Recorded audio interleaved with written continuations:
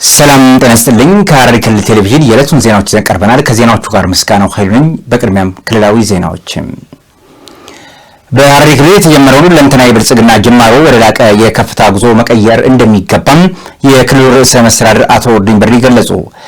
በሐረሪ ክልል ሲካሄድ የነበረው አስፈጻሚ አካላት የ9 ወራት የስራ አፈጻጸም ግምገማ መድረክም ተጠናቋል። ዘገባው የገዛኝ አራጌ ነው። ዝርዝሩ በተከታይነት ይቀርባል። በሐረሪ ክልል ሲካሄድ የነበረው የአስፈጻሚ አካላት የ9 ወራት የስራ አፈጻጸም ግምገማ መድረክ ተጠናቋል። በግምገማ መድረኩ ላይ የሐረሪ ክልል ርዕሰ መስተዳድር አቶ ኦርዲን በድሪ እንደገለጹት የ9 ወራት የእቅድ አፈጻጸም በተቀመጠው ግቦች ሲለካ ስኬታማ ውጤቶች መመዝገባቸውን ገልጸዋል። በገጠርና በከተማ የህዝብ ጥያቄን ለመመለስና ተጠቃሚነትን ለማረጋገጥ አበረታች ስራዎች መከናወናቸውን የጠቆሙት ርዕሰ መስተዳድሩ ይህም የህዝብ በመንግስት ላይ ያለውን አመኔታና ቅቡልነት እንዲጨምር ማድረጉን አብራርተዋል። ይህ የህዝብ አመኔታና ተስፋ በቀጣይ ጊዜያት ስራዎችን ይበልጥ በጥራት በፍጥነትና በግዝፈት ለማከናወን ትልቅ አቅም እንደሚፈጥር ገልጸዋል። ባለፉት 9 ወራት በኢኮኖሚ፣ በማህበራዊ፣ በግብርናና በስራ ዕድል ፈጠራ ዘርፎች ከፍተኛ መነቃቃት የታየባቸው ስራዎች መከናወናቸውን ያስገነዘቡት አቶ ኦርዲን በተለይም የህዝብ ፍላጎትን መሰረት ያደረጉ የመሰረተ ልማት ስራዎች በፍትሃዊነት ማዳረስ መቻሉን አጽንኦት ሰጥተዋል። አመራሩ ራሱን በመምራት ሀብትን በአግባቡ በማስተዳደርና የህዝብን ተጠቃሚነት የሚያረጋግጡ በእቅድ የተመሩ የልማት ስራዎች ላይ በትኩረት ሊሰራ እንደሚገባ አሳስበዋል። ከብልሹ አሰራር በመጽዳት በቁርጠኝነትና በቅንጅት በመስራት የህዝብ እርካታ ማረጋገጥ እንደሚገባ አስረድተዋል። ርዕሰ መስተዳድሩ አክሎም ከዘመቻ ስራዎች በመላቀቅና በእቅድ በመመራት በተቋማት የሚታዩ የማስፈጸም ውስንነትን መቅረፍ እንደሚገባ ጠቁመዋል። በክልሉ የታየው ልማት፣ እድገትና ሰላም ቀጣይነት እንዲኖረው የፖለቲካ መረጋጋቱን ማስቀጠል ወሳኝ መሆኑን ገልጸዋል።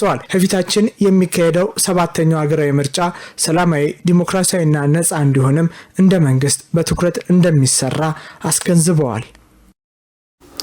የሐረሪ ክልል ብልጽግና ፓርቲ ቅርንጫፍ ጽሕፈት ቤት በወረዳ የምርጫ ቅስቀሳ አካሂዷል። የሐረሪ ክልል ብልጽግና ፓርቲ ቅርንጫፍ ጽሕፈት ቤት በወረዳ የምረጡኝ ቅስቀሳ አካሂዷል። የምረጡኝ የምርጫ ቅስቀሳው ላይም ፓርቲውን ወክለው የሚወዳደሩትን እጩዎች፣ የፓርቲው ከፍተኛ አመራሮች፣ አባላትና ደጋፊዎች ተገኝተዋል። በሐረሪ ክልል ባለፉት 9 ወራት የትምህርት ጥራትን በማረጋገጥ ግብዓቶችን በማሟላት የተማሪዎችን ተሳትፎ በማሳደግ ረገድ ውጤቶች መመዝገባቸውን የክልሉ ትምህርት ቢሮ አስታውቋል። በቀጣይም የተጀመሩ የለውጥ ስራዎችን ማጠናከርና በቴክኖሎጂ የተደገፉ የመማር ማስተማር ሂደቶችን የማስፋፋት ስራ እንደሚሰራ ተገልጿል። ዘገባው የሙዲን ሙክታር ነው። ናርዶስ ዳምጤ። በሐረሪ ክልል ባለፉት 9 ወራት የትምህርት ጥራት በማረጋገጥ ግብዓቶችን በማሟላትና የተማሪዎችን ተሳትፎ በማሳደግ ረገድ ውጤቶች መመዝገባቸውን የክልሉ ትምህርት ቢሮ አስታወቀ። የቢሮውን የ9 ወራት የስራ አፈጻጸም አስመልክቶ መግለጫ የሰጡት የሐረሪ ትምህርት ቢሮ ኃላፊ አቶ ጌቲው ነገዎ ባለፉት 9 ወራት የመማሪያ መጽሐፍትን ተደራሽነት ከማረጋገጥ ጀምሮ የትምህርት ስርዓቱን በቴክኖሎጂ እስከ መደገፍ ድረስ ሰፋፊ ተግባራት መከናወናቸውን ገልጸዋል።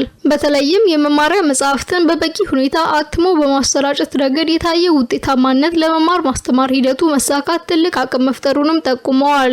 ተደራሽነት እንግዲህ ያው ተማሪዎች በተለይ ከቀያቸው ሳይርቁ በትንሽ ሜትር ላይና ኪሎ ሜትር ላይ ትምህርታቸውን እንዲያገኙ የሚያስችል ተግባር ነው ማለት ነው። ይህንን እንደ ሐረሪ ክልል ተደራሽነትን ሙሉ በሙሉ አሳትፈናል፣ አከናውነናል ማለት እንችላለን ማለት ነው። አሁን የሚቀሩ ምንድናቸው? ማስፋፋት ስራዎች ናቸው ማለት ነው። ምክንያቱም የተማሪ ቁጥር በጨመረ ቁጥር የማስፋፋት ተግባራቶች ይጠይቃሉና የማስፋፋት ስራዎች በገጠርም በከተማም በአሁን ሰዓት እንደ ክልላችን በዚህ 9 ወራቶች ግንባታዎችም እየተካሄዱ ናቸው ያሉት ማለት ነው። ከዚህ አንጻር የተማሪዎችን ተሳትፎ ጎን ለጎን አያይዘን ስናይ በአሁን ሰዓት እንደ ሐረሪ ክልል ከቅድመ 1ኛ እስከ 12ኛ ክፍል ያለው ተሳትፎ 94% ላይ አድርሰናል ብለን መናገር እንችላለን ማለት ነው። ስለዚህ ይሄኛው ያገዙን ነገሮች ምንድናቸው ብለን ብናይ ይሄን ፐርሰንት ከፍ ብሎ በዚህ ደረጃ ልናገኝ ይቻልነውና ልናሳትፍ ይቻልንባቸው ዋነኛ ምክንያቶች የትምህርት ቤቶች ተደራሽነት በየቀበሌው፣ በየመንደሩ፣ በየወረዳዎቹ መደረጋቸው ነው ማለት ነው።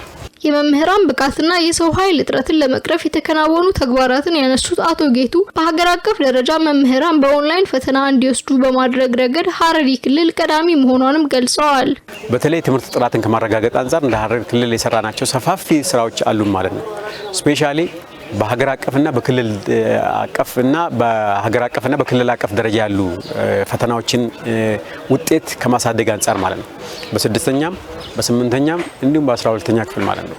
እንደ ክልላችን ይሄን ውጤት ለማሳደግ ለመቀየር ትልቅ ጥረቶች ሲደረጉ የቆዩበት ሁኔታዎች ናቸው ያሉት ማለት ነው። በዚህ 9 ወራት ውስጥ ያሳለፍናቸው ተግባራቶች በርካታ ናቸው ማለት ነው። አንደኛው ግብአትን ከማሟላት አንፃር ነው ማለት ነው። እነዚህ ግብአቶች የተማሪዎች መቀመጫ ግሪን ቦርዶች ሊሆኑ ይችላሉ፣ አይሲቲ ኮምፒውተሮች ሊሆኑ ይችላሉ። እነዚህን ጠቅላላ በትምህርት ቤቶች ላይ በአሁን ሰዓት እያሟላን ያለንበትና ትምህርት ቤቶች በግብአት ችግር ምንም በሐረሪ ክልል የሚዘጋ ትምህርት ቤት የለም። በግብአት ችግር አንድም ተማሪ ከትምህርት ቤት የሚቀር የለም። በግብአት ችግር አንድ መምህር ሳያስተምር የሚውልበት ትምህርት ክልል አይደለችም ማለት ነው። ስለዚህ ክልላችን በግብአት ሙሉ ሪሶርሶችን መንግስት በመደበው ከፍተኛ በጀት በአሁን ሰዓት እየተሟሉ ያሉበትና ይህም የመምህራንን የሙያ ብቃት በማረጋገጥና ክፍተቶችን በመለየት ረገድ ከፍተኛ ፋይዳ እንዳለውም አብራርተዋል። የትምህርት ቤቶች የቴክኖሎጂ አጠቃቀምን በሚመለከት ኃላፊው ሲናገሩ ተማሪዎች በብሔራዊ ፈተና በኦንላይን ወይንም በቴክኖሎጂ በታገዘ መልኩ ለመውሰድ የሚያስችል በቂ ዝግጅት መደረጉንና ይህም የፈተና ስርቆትን ለመከላከል ፍትሐዊነትን ለማረጋገጥ እንደሚረዳም አመላክተዋል። የዘንድሮ የ12ኛ ክፍል ሙሉ በሙሉ በኦንላይን የምንሰጥባቸው ተግባራቶች ሆኖ አግኝተናል ማለት ነው። ከዚህም ባለፈ የመምህራን የብቃት ምዘና እንደ ሀገር አቀፍ ሐረሪ ክልል ብቻ ነው በኦንላይን የፈተነው ማለት ነው። ስለዚህ ይሄ ትልቅ ምርታ ነው ማለት ነው በክልላችን ያለው ነገር ማለት ነው።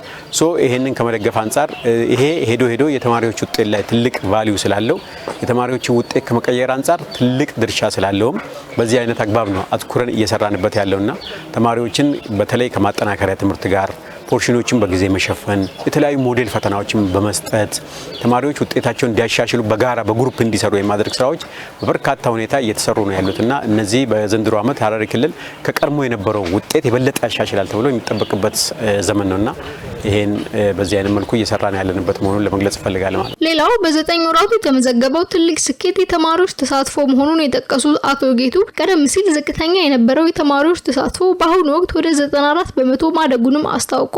ለዚህ ስኬት ደግሞ በክልሉ በሚገኙ ሁሉም ትምህርት ቤቶች ተግባራዊ እየተደረገ ያለው የትምህርት ቤት ምገባ ፕሮግራም ከፍተኛ ሚና መጫወቱም ተመላክቷል። በአሁኑ ወቅትም ከ39,000 በላይ ተማሪዎች የዚሁ የምገባ ፕሮግራም ተጠቃሚ መሆናቸውን ገልጸዋል። በቀጣይም የተጀመሩ የለውጥ ስራዎችን በማጠናከርና በቴክኖሎጂ የተደገፈ የመማር ማስተማር ሂደትን በማስፋፋት የትምህርት ጥራትን፣ ፍትሐዊነትን ይበልጥ ለማረጋገጥ ቢሮው በትኩረት እንደሚሰራም በመግለጫው ላይ አመላክቷል። ዜናዎቻችን እንደቀጠሉ ናቸው። ከለውጥ ወዲህ በወረዳው የተገነቡ የመሰረተ ልማት አውታሮች የነዋሪዎችን ሁለንተናዊ ተጠቃሚነት ያረጋገጡ መሆናቸውን በሐረሪ ክልል የኤረር ወረዳ ነዋሪዎች ገለጹ። ቀደም ሲልም አካባቢው ላይ በከፍተኛ ደረጃ የመሰረተ ልማት እጥረት እንደነበረም ገልጸዋል። ዘገባው የአደም ኢብራሂም ነው። የአብስራ አሰግድ ዝርዝሩን ታቀርበዋለች። በሐረሪ ክልል ኤረር ወረዳ ከለውጡ ወዲህ የተገነቡ የመሰረተ ልማት አውታሮች የወረዳውን ነዋሪዎች ሁለንተናዊ ተጠቃሚነት ከማረጋገጥ ባለፈ ለወደፊት የልማት ጉዟቸው አዲስ ተስፋ መፍጠራቸውን ነዋሪዎች ገልጸዋል። የኤረር ወረዳ ነዋሪዎች እንደሚናገሩት ወረዳው ከሐረር ከተማ ርቆ የሚገኝ በመሆኑ ቀደም ሲል የትራንስፖርት ችግር የዕለት ተዕለት ፈተናቸው እንደነበር ገልጸዋል። ምርታቸውን በአህያ ወደ ገበያ ለመውሰድ እንዲሁም ህመምተኞችን በቃሪ ይዘው ወደ ሆስፒታል ለማጓጓዝ ይገደዱ እንደነበር አስታውሰው አሁን ግን ወረዳው ከተማ የሚያገናኝ ዘመናዊ መንገድና በየገጠሩ የተዘረጉ የውስጥ ለውስጥ መንገዶች ምርታቸውን በቀላሉ ወደ ገበያ ለማውጣትና ፈጣን የትራንስፖርት አገልግሎት በማግኘት ተጠቃሚነታቸውን እንዲያረጋግጡ አስችሏቸዋል ብለዋል።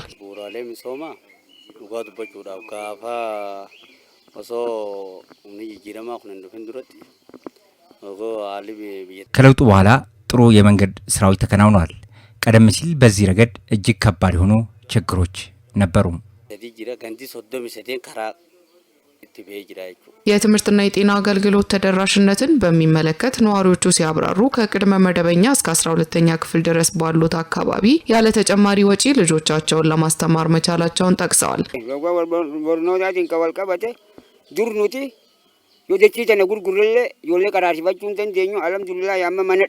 ቀደም ሲል መሬታችንን ብንሸጥ እንኳን ልጆቻችንን ማስተማር አንችልም ነበር። አሁን ግን እስከ 11ኛና 12ኛ ክፍል ድረስ በሰፈራችንና በአቅራቢያችን ልጆቻችንን ማስተማር እየቻልን ነው። በጤናው ዘርፍም የጤና ኬላዎችና ጣቢያዎች እስከ ቀበሌ ድረስ በመስፋፋታቸውና 18ቱ የጤና ጥቅሎች ተግባራዊ በመደረጋቸው ቀልጣፋና ጥራት ያለው የሕክምና አገልግሎት በማግኘት ረገድ የማህበረሰቡ ተጠቃሚነት መረጋገጡን አረጋግጠዋል። ጅጅረማ ቦዳ በሮዋን በዳልኒ ላፈቀበተ ኸና ኸይሰት ከለውጡ በኋላ የሚቆጠሩ ስራዎች ተሰርተዋል።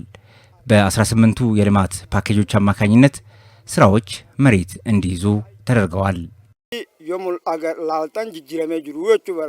በሌላ በኩል የአካባቢው አርሶ አደሮች ከባህላዊ አስተራረስ ወደ ዘመናዊና ሜካናይዜሽን ግብርና በመሸጋገራቸው በአመት እስከ 3 ጊዜ በማምረት ምርታቸውን ማሳደግ ችለናልን ብለዋል።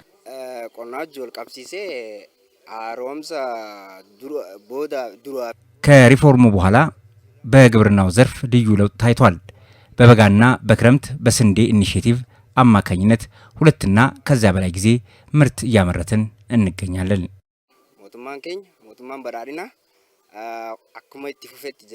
ቀደም ሲል ንጽህናውን ያልተጠበቀ ውሃ ይጠጡ እንደነበርና በተለያዩ በሽታዎች ይጋለጡ እንደነበር ያስታወሱት ነዋሪዎቹ አሁን ግን በሁሉም ቀበሌዎች የንጹህ መጠጥ ውሃ ቧንቧዎች ተከላ ተካሂዶላቸው የንጹህ ውሃ ተጠቃሚ መሆናቸውን አስታውቀዋል። አሁን ላይ ሁላችንም በየሰፈራችን ንጹህ የመጠጥ ውሃ እያገኘን እንገኛለን። ፍትህና ጸጥታን ከማስፈን አኳያም የባህላዊ ፍርድ ቤቶች ማቋቋም፣ የፖሊስ አገልግሎት እስከ ቀበሌ ድረስ መዋቅርና ፍርድ ቤቶች በቴክኖሎጂ አገልግሎት መስጠት መጀመራቸውን ለፍትህ ስርዓቱ መቃናት ትልቅ አቅም መፍጠሩን ተገልጿል። የኮሚኒቲ ፖሊሲንግ አባላትም እኔ እጠብቃለሁ አንተም ጠብቀኝ በሚል መሪ ቃል ሌሊትና ቀን በፈረቃ በመጠበቅ በአካባቢያቸው አስተማማኝ ሰላም እንዲሰፍን ማድረጋቸውን ነዋሪዎቹ አክለዋል።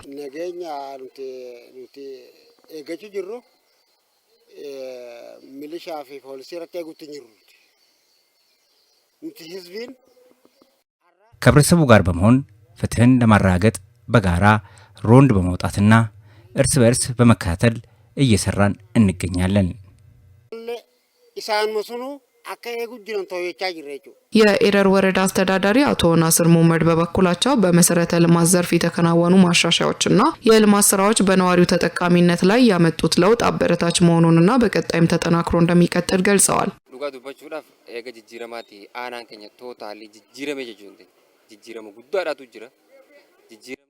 ከለውጡ በኋላ በልማት አቅጣጫ አትክልትና ፍራፍሬ እያመረትን እንገኛለን።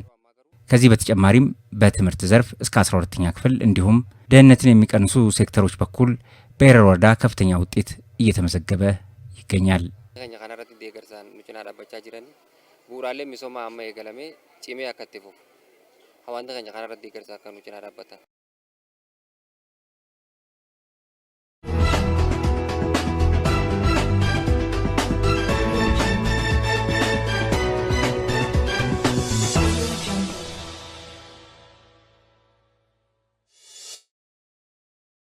ወደ ሀገር አቀፍ ዘገባዎች ሻግረናል። ጠቅላይ ሚኒስትር ዶክተር አብይ አህመድ ከደቡብ ሱዳን ሪፐብሊክ ፕሬዝዳንት ሳልቫ ኪር ማርዴት ጋር የሁለትዮሽ ውይይት አደረጉ። በሌላ ዜና ደግሞ በጅማ ዞን ባለፉት 9 ወራት 52000 ቶን ቡናም ለገበያ መቅረቡን የዞኑ ግብርና ጽሕፈት ቤት ኃላፊ ቲጃኒ ተማም ተናገሩ። የሚሉትን በሀገር አቀፍ ጉዳዮች ይዘናቸዋል። ሌሎችንም ጨምረን ወደ እናንተ እናደርሳችኋለን። ጠቅላይ ሚኒስትር ዶክተር አብይ አህመድ ከደቡብ ሱዳን ሪፐብሊክ ፕሬዝዳንት ሳልቫ ኪር ማርዴት ጋር የሁለትዮሽ ውይይት አደረጉ። ጠቅላይ ሚኒስትሩ ከደቡብ ሱዳን ሪፐብሊክ ፕሬዝዳንት ሳልቫ ኪር ማርዴት ጋር የሁለትዮሽ ውይይት ማድረጋቸውን ነው የገለጹት። ጠቅላይ ሚኒስትሩ በማህበራዊ ትስስር ገጻቸው ባስተላለፉት መልእክትም ከደቡብ ሱዳን ሪፐብሊክ ፕሬዝዳንት ሳልቫ ኪር ማርዴት ጋር ቀጠናችንን መልክ የሚያስይዙና የጋራ መጽሔ ልማት ጉዳዮች ላይ የሁለትዮሽ ውይይት አድርገናል ብለዋል። የሁለቱን ሀገራት በላቀ እድገትና ተጠቃሚነት ዙሪያ መረጃ መለዋወጣቸውና የኢኮኖሚ ትስስርን በጠንካራ ትብብር ላይ በኢንቨስትመንትና በመደጋገፍ እድሎችን የሚያሰፉባቸውን የቀጣይ ስራዎችን ተመልክተናል። ፍሬያማ ምክክር ማድረጋችንን እንገልጻለን ብለዋል።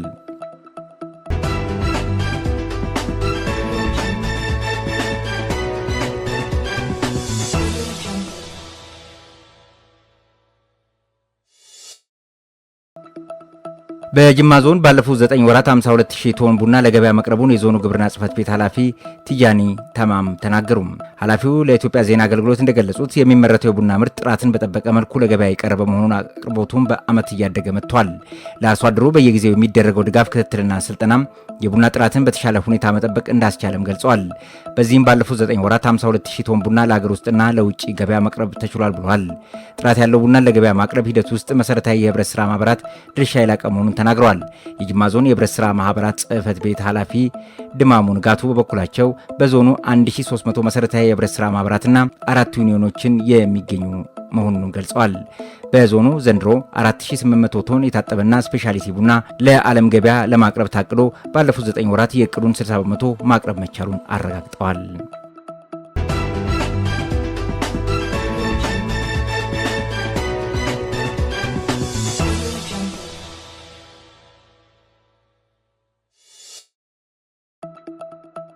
አዲስ አበባን ወደ ስማርትነት ከተማነት የማዘመን ጉዞ ቀጥሏል ሲሉ ከንቲባ አዳነች አቤቤ ገለጹ። ከንቲባ አዳነች አቤቤ ተንቀሳቃሽ ሞሰብ የአንድ ማዕከል አገልግሎታችን እየተዘዋወረን ወደ ህዝቡ ደጅ አገልግሎት ማድረስ ጀምረናል ብለዋል። አውቶቡስ ላይ የተሳፈረው ተንቀሳቃሽ ሞሰብ የአንድ ማዕከል አገልግሎት መመረቁን ባበሰርን ማግስት በንፋስ ስልክ ላፍቶ ክፍለ ከተማ በተለምዶ ጀርመን አደባባይ አካባቢ አገልግሎት ሲሰጥ መዋሉንም ጠቁመዋል። ነገም ቀጥሎ በለሚ ኩራ ክፍለ ከተማ አዲስ ኢንተርናሽናል ኮንቬንሽን አካባቢ አገልግሎቱን መስጠት እንደሚቀጥል አስታውቋል።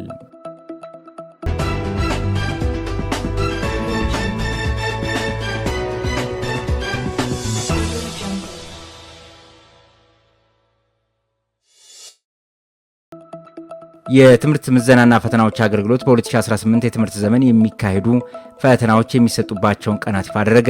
በዚህ መሰረትም የሪሚዲያል ፕሮግራም አገር አቀፍ ፈተና ከግንቦት 17 እስከ 20 የቅድመ ምረቃ ትምህርት መውጫና ከሰኔ 2 እስከ 12 እንዲሁም የ12 ማጠቃለያ ፈተና ከሰኔ 24 እስከ ሐምሌ 17 ቀን 2018 ዓ.ም ይሰጣል። በተመሳይ የድህረ ምረቃ ትምህርት መግቢያ ፈተና ከሐምሌ 29 እና 30 2018 ሲሰጥ የመሰረታዊ ንባብና ስልጠና ክህሎት ምዘና ፈተና ከሚያዝያ 26 እስከ ግንቦት 7 2018 ዓ.ም ባሉት ጊዜያት ውስጥ ይሰጣል። የአገልግሎቱ ዋና ዳይሬክተር ዶክተር እሸቱ ከበደ እስከ ተጠቀሱት ጊዜያትም ድረስ ተፈታኞቻቸው የተሻለ ውጤት እንዲያመጡ ተገቢውን ድጋፍና ክትትል ሊያደርጉ ይገባል ብለዋል።